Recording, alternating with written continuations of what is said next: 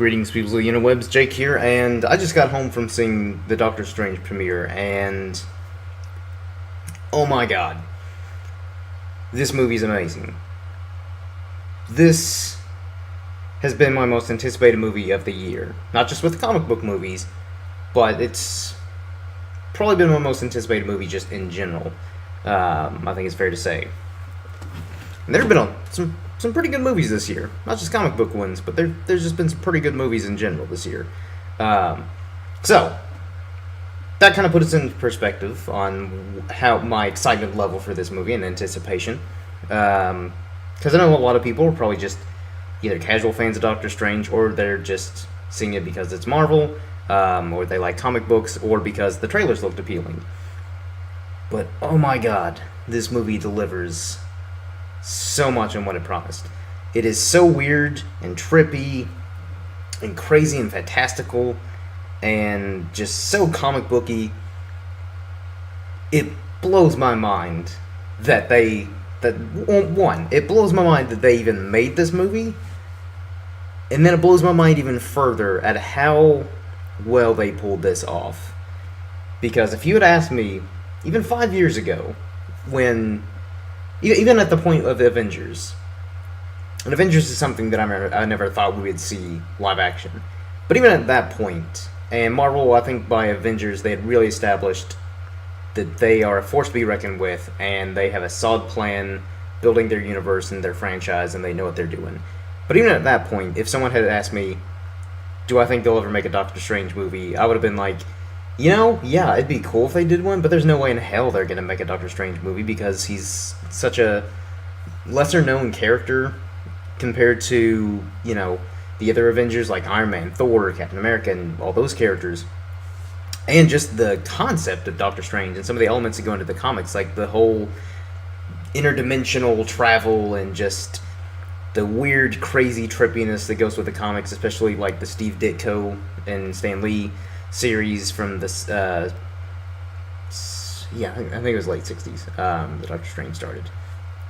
But, also, I've just been a big fan of Doctor Strange since I first saw him in the 90s animated Spider-Man cartoon show, which granted he was only in like 2-3 episodes, but for whatever reason I just really like that character. And I've really only read like a few of the Doctor Strange comics. In particular, I've really been liking the current Jason Aaron run from what I've read of it. But from the little that I've known of Doctor Strange, the character, and kind of been acquainted with him as a character, I have absolutely loved him and been fascinated with him. So as soon as I heard they're making a Doctor Strange film, I was ecstatic. But I was still kind of like, how are they going to pull this off? Will they be able to make it as just crazy, and are they going to fully embrace the craziness in the comic book elements? And they do. Like, I will go ahead and admit, this movie's probably not for everybody, because there are just so many moments where it's just so trippy is really the best word I can describe some of the scenes. And I know it's sounding a little repetitive, but that is truly the best way I can describe this. It's like there are scenes where just everything, like the directors and the writers, everyone was just went on acid for like several hours, and just everything that came to their imagination came to life, with Doctor Strange just flying through all of it. And I mean that in the best possible way, because that is Doctor Strange in the comics. So the way they pulled off some of those scenes, which the scenes look brilliant. These are some of the best special effects I have seen probably in any Marvel movie, and in probably most movies in general. So the visuals were just absolutely stunning. Also the score. That was one of my few complaints with the Marvel movies, outside from their lackluster villains overall, is their scores for their movies just haven't been that great. Like, just not, they're not very, I don't know, there isn't like an iconic theme or anything like that from the movies. Like, Star Wars has a lot of iconic themes, or Lord of the Rings, Harry Potter. A lot of these other big franchise movies have like these kind of iconic scores that go with them. And for the most part, the Marvel movies haven't had that much of, I don't know, like an iconic score or theme or anything like that. But Doctor Strange was probably one of the movies that I really noticed the score and really liked it. It fit perfectly with the tone of the movie. It really added a little extra to it. So I'm a big music person, especially when it comes to musical scores with like movies or games and all that stuff. So that really, for me, was just an added bonus to a movie that I already absolutely loved. So hats off to Michael Giacchino, I think is how you pronounce his name, for scoring the movie. He did an excellent job. But like it's just such a good movie. I will say that there are moments like where I think they maybe could have developed some of the other supporting characters a little bit more. But overall, this is a Doctor Strange movie, and you pretty much, I mean, not only did you have to focus on him because he's the main protagonist of the film, but also because other characters wouldn't have worked going through this journey that Doctor Strange goes through in this film. Which I also really liked his journey, because he starts out as this arrogant, cocky, surgeon who's on top of the world. He's got, everything's going his way until he gets in a horrible car accident and it damages his hands, so he can't perform surgery anymore. Which is how it became, why he went to Nepal to discover the Ancient One and to find a way to heal his hands, and how he became the Sorcerer Supreme. So the fact that he starts off with this cocky, arrogant asshole, basically, he's not very likable, but then has an arc to where, and it's not like this automatic arc where he starts out as, the unlikable guy and then has a change of heart, all of a sudden. It's kind of a progressive, gradual change where even when he's kind of, fighting off the bad guys with his magic, it's kind of a reluctance. He doesn't really want to, but, he's kind of forced in this situation. And, he progressively kind of embraces the mantle of Sorcerer Supreme and just being a sorcerer in general, which I think is really fitting, because that's a whole lot to process when all of a sudden you find out you can learn magical powers and go through different dimensions and all that. Which, again, they pulled that off spectacularly. The going through the different dimensions and all the magical elements were just amazing. So yeah, that's one of my few nitpicks is, some of the characters, all the actors, I mean, the cast was just outstanding for this movie. I would have liked a little bit more development for the characters like Wong, Christine Palmer, played by Rachel McAdams, the Ancient One, played by Tilda Swinton, and Mads Mikkelsen as Casillas, which, here's the thing. I will say that, Mads Mikkelsen is a phenomenal actor, and even though I think they should have used him a little bit more in this film, just because he's a phenomenal actor, he does really well as the villain. So it's one of those things where, I would have liked a little bit more development for him, maybe a bit more motivation, but I think with what he does in the role, he does fine.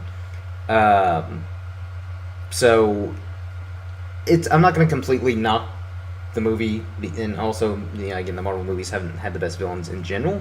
But also the circumstances of the movie, Casillas is, you could even argue, isn't really even the main villain, which, I'm going to try and keep this overall spoiler-free, but I'm going to just do a real quick spoiler. So if you haven't seen the movie yet, go ahead and pause it, and I'll throw a little disclaimer after I'm done with the spoiler in the video, so that way you'll know when to unpause it or unmute it. I mean, so okay, pause it right now. If you have not paused, this is on you. Don't get angry at me. So, one of the reasons why I think Casillas kind of worked is he's just kind of this lower level pawn being manipulated by the one, the only Dormammu. Now, Dormammu is one of those characters where I expected a reference to the character in the movie. I was pretty convinced that we'd at least hear a reference, maybe even see like a very brief cameo, like kind of like how we saw Thanos at the end of the first Avengers movie, something like that. But oh my god, we got so much more. There's a scene where Doctor Strange confronts Dormammu in his own plane of darkness, and again, I honestly did not expect to see Dormammu like in the movie. The way he's portrayed, I was flipping out a little bit in the theater just because, again, I was not expecting that, and Dormammu's a really cool villain, a really cool character, and the way he's portrayed in the movie, I thought was really cool. The way they just visuals and all that. So I think that's the main thing, is Dormammu's kind of being set up as like the main villain, if not for the next film, as just the main villain for the Doctor Strange kind of franchise, possibly even Phase 4 as the next big bad, which I think would be amazing after they take care of Thanos, the cosmic threat. They have to take care of another dimensional threat, Dormammu. So yeah, as soon as I saw Dormammu, I was just kind of, I was geeking out. So yeah, that was amazing. And that's kind of the spoiler stuff. Also, another thing that I loved is how comic accurate Doctor Strange's costume looked, with the Eye of Agamotto, the Cape of Levitation, which was amazing. Just seeing both those in action, it was every Doctor Strange's fan, whether you be casual, hardcore, it was every fan's dream to see not only this character being portrayed in live action form, but everything was just done so perfectly. Benedict Cumberbatch was born to play this role, just like Robert Downey Jr. was born to play Iron Man, Ryan Reynolds was born to play Deadpool. I think Benedict Cumberbatch was born to play Doctor Strange, in my humble opinion. So yes, everything was just fantastic, and I might have to watch it another time to kind of like fully say, to get kind of definitively say my like where I'd rank this movie. But as of right now, it's kind of creeping up there as one of my favorite of the Marvel movies, and that's saying a lot because there's a lot of really good Marvel movies. But yeah, Doctor Strange did not disappoint. I think it met my expectations and possibly even exceeded them a little bit. So that's my. I guess I'll go ahead and start wrapping this up. That's my. This is kind of, I guess, my, for the most part, spoilerish free review. Probably go into a bit more detail maybe in one of the next podcasts when all four of the members of Pasty Pale have all seen it, and we can all just kind of discuss it. But hopefully you enjoyed this, and hopefully you enjoyed the movie. But if not, feel free to leave comments below on what you thought of the movie, whether you enjoyed it or not. Because again, this movie is not for everyone. But if you enjoyed it, hats off to you, because you took a huge leap of faith, as did Marvel, for making this movie, and not really even pulling punches with the whole magic. They're just kind of like, magic! There you go.